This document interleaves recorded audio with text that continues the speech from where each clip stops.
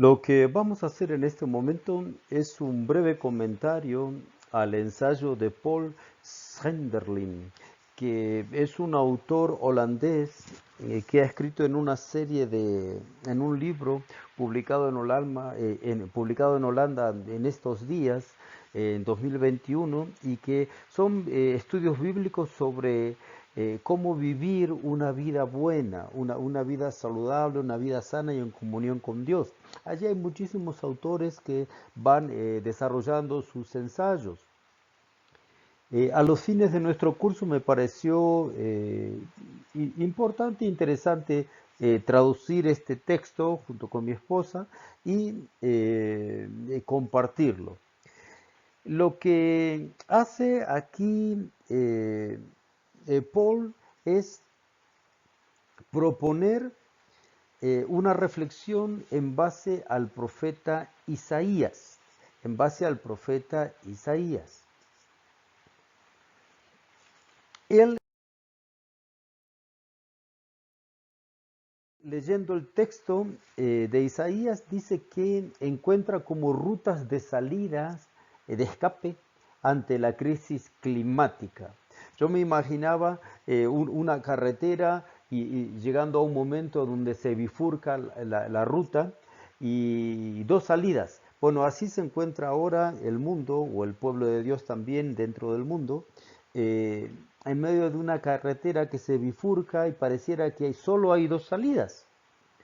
Entonces el autor comienza contextualizando las calamidades del tiempo presente, ahora en tiempo de pandemia, y las compara con el texto que está descrito en Isaías capítulo 30, donde se ven muertos, sequías, pánico, tristeza, la autodefensa, la huida en la falsa piedad, el enojo consigo mismo, incluso la alegría descontrolada en la fiesta y en las fiestas religiosas.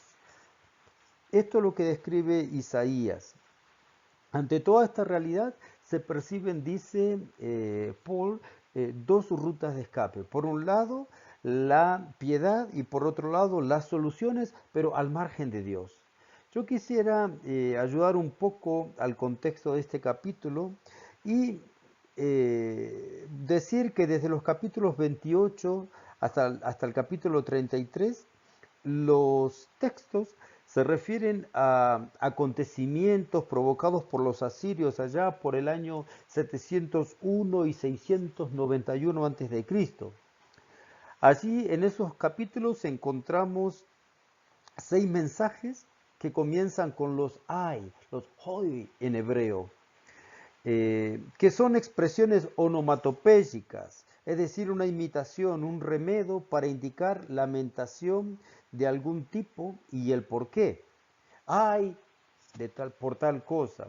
En estos capítulos, entonces, desde el 28 al 33, hay varios oráculos en contra del reino del norte, en contra de Jerusalén, en contra de Egipto, y eso es precisamente lo que va a analizar nuestro amigo Paul. ¿Qué quiere Dios en medio de esta situación? Si leemos Isaías 33:9, vemos la descripción de la tierra que hace el profeta. La tierra está de luto, se muere. El Líbano ha sido humillado y queda árido. El Sarón está hecho un desierto. Están pelados el monte Basán y el Carmelo. ¿Por qué?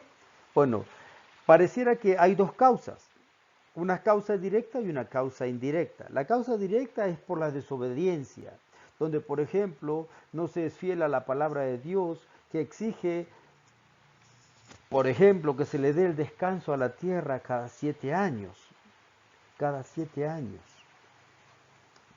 Pero también hay una causa indirecta, en donde Dios ve la injusticia y se entristece. Y como un padre que ve a sus hijos y ve que sus hijos no le obedecen así, Dios se entristece. Sus hijos hacen fiestas, pero Dios las detesta. Por eso la tierra se pone triste. Y Dios no está, Dios está ausente de toda esta realidad. Dios se pone triste por lo que hacen sus hijos, como un padre.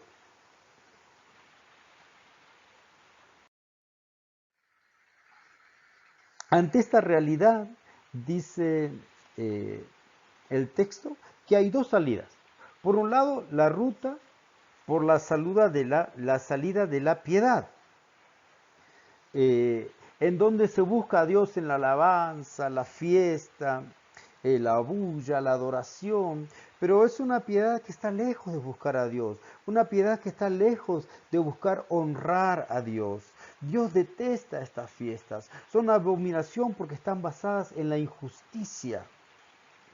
Y los que participan de estas fiestas son aquellos como describe Isaías, ¡ay de ti Jerusalén! ¡Ay de ti! En realidad podemos ver que los que hacen estas fiestas no son tan conscientes de la realidad que están viviendo o que está por venir, pero están allí en medio de estas fiestas, de este bullicio. Situaciones que los llenan de miedo. Allí por un lado está el cerco de los asirios que están amenazando Jerusalén y el pueblo en su momento no lo supo interpretar esto. Y el profeta le lanza su sátira contra la terquedad de quienes saben leer, dice el versículo 11, pero no saben interpretar, el versículo 12. En medio de esta situación, Dios quiere seguir actuando, pero Dios no le interesan estas fiestas. Leamos el capítulo 1, versículo 12, ¿cómo lo dice? Isaías 1:12. Déjense de traerme ofrendas inútiles.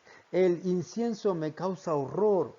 Fiestas, sábados, reuniones. Yo no soporto más sacrificios ni fiestas. Odio sus ceremonias. Y se me han vuelto un peso que estoy cansado de tolerarlas.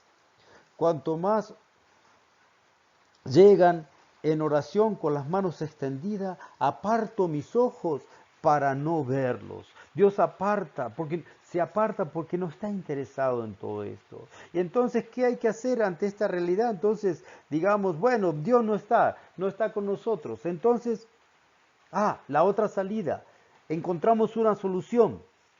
Y la segunda salida es la que denuncia también el profeta Isaías. ¡Ay de los hijos rebeldes!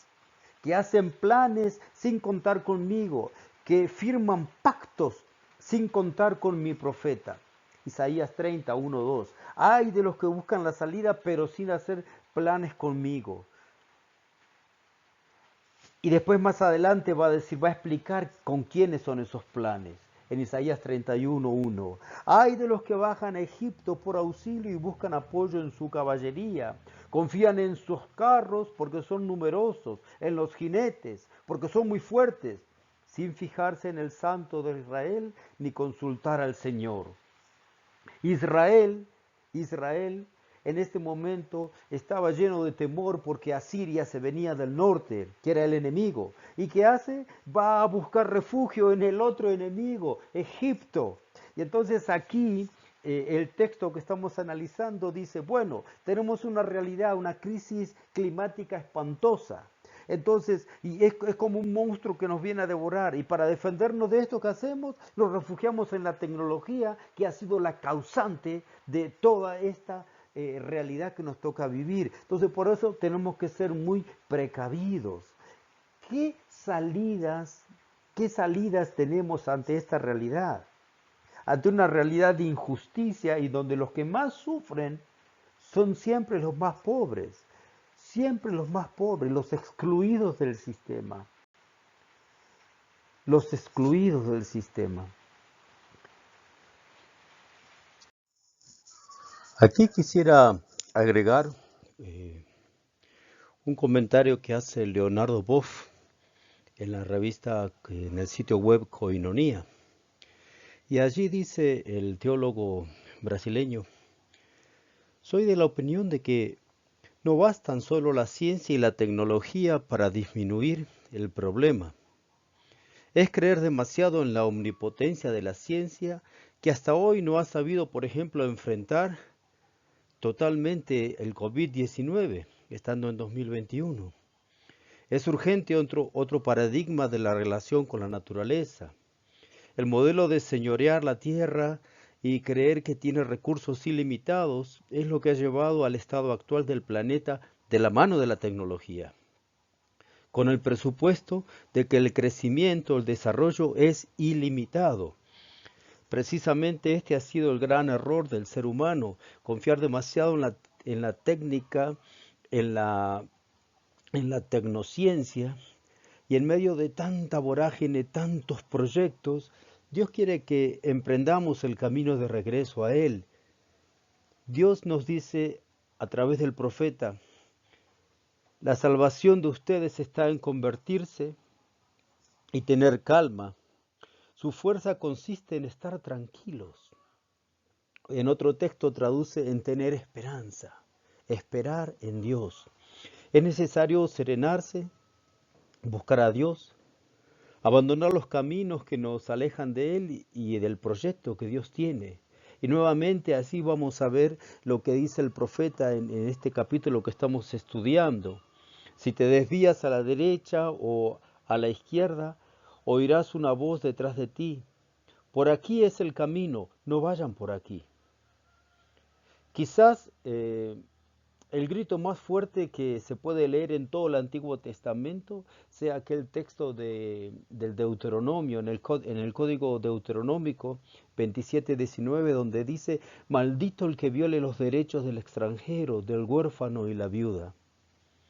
Por eso dice Isaías, dejen de hacer el mal y aprendan a hacer el bien.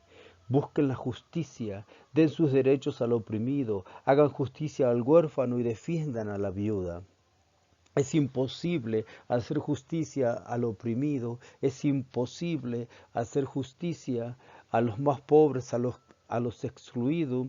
Si, por ejemplo, en las aldeas se deforesta todo en nombre del crecimiento, se contaminan las aguas, se cansa la tierra, es imposible lograr esto. Dios nos está llamando, quiere que hagamos una pausa, que sus hijos regresen a Él y que sean felices los que esperan en Él. Y este llamado es para todos los seres humanos, no solo para los que nos decimos cristianos. Ojalá regresemos a Él.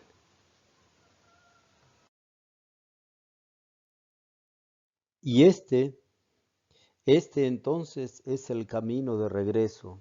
Si en nuestra carretera había una bifurcación hacia un lado, hacia el otro, y las dos nos llevaban al barranco, en algún momento es necesario encontrar una vuelta, un camino en U, que nos traiga de regreso a los brazos de Dios.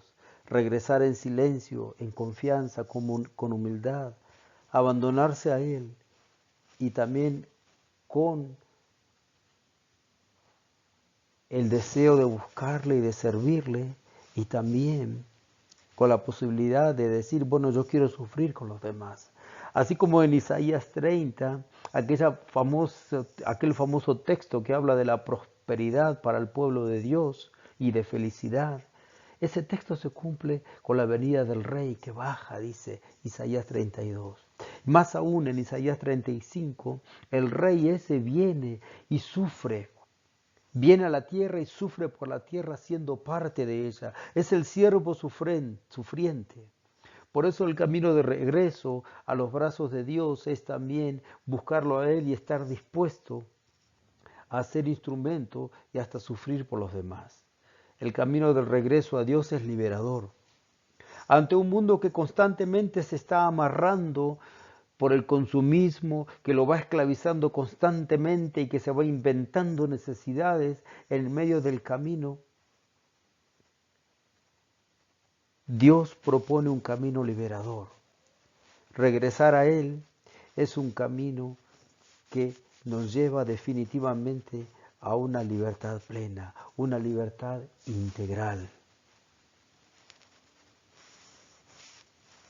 Dios quiera que nos animemos a salir de esas carreteras de la sola bulla, pensando que Dios está allí, o de los grandes proyectos, pero al margen de Dios, y que regresemos a sus brazos buscando la justicia y el bien de nuestro prójimo, y así mostraremos que Dios es amor, que nos ha amado y que nosotros queremos amarlo a Él y por eso amamos al prójimo. Que Dios nos ayude.